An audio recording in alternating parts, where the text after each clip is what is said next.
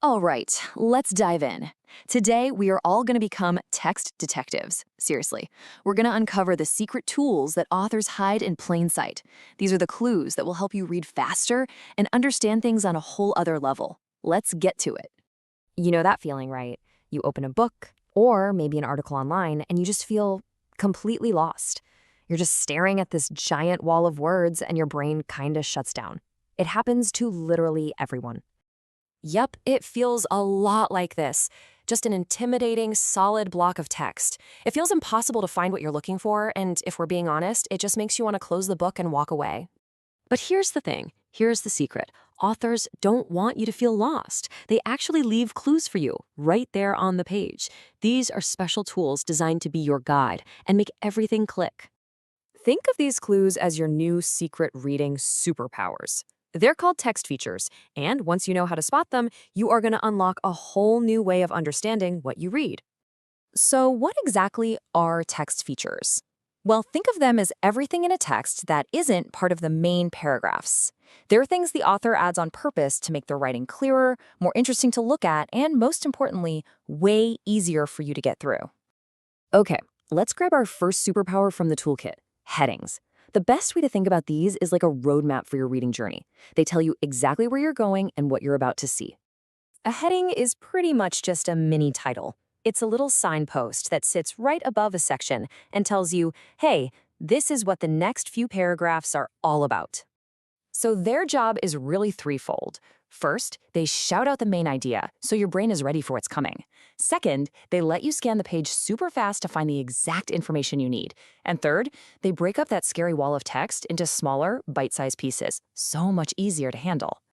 Check this out. It's a perfect example. See that big, bold heading, Amazing Animals? Boom. Before you even read one word of the paragraph, you know exactly what this section is about. It just focuses your brain right away. All right, next tool in our detective kit, captions. You know the old saying, a picture is worth 1,000 words? Well, the caption is the storyteller that actually explains what those words are.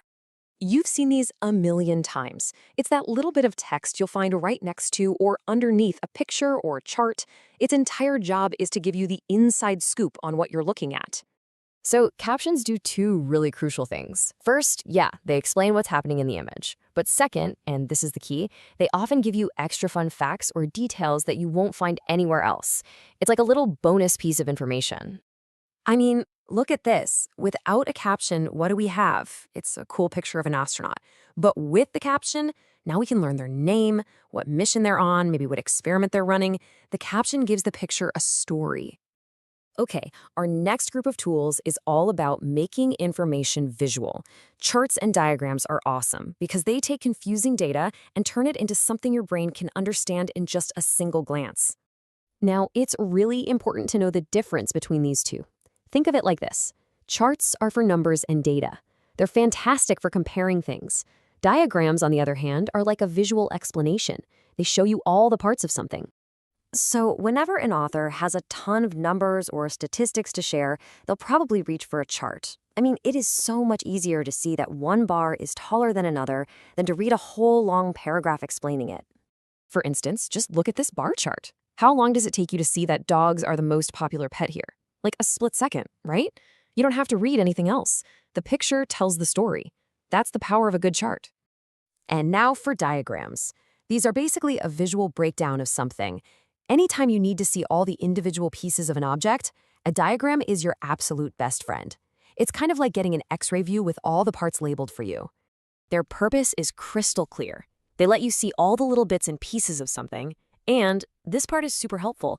They teach you the official names for all those components. Here's a classic example in action.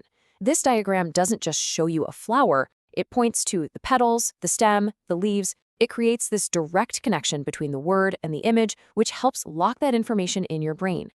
So there you have it. You've got your toolkit full of reading superpowers. Now it's time to put it all together and officially become a text detective. If you only remember one thing from all this, please let it be this. These features are not just there to look pretty. They aren't just decoration. Every single one is a tool that the author put there on purpose to help you. So here's your 3-step game plan. First, when you're reading, start actively looking for these features. Then second, when you spot one, just ask yourself, why did the author put this here? What is it trying to show me? And third, use that answer as a clue to unlock what the text really means.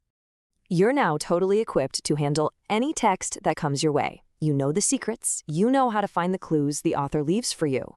So, the only real question left is, what are you going to uncover next?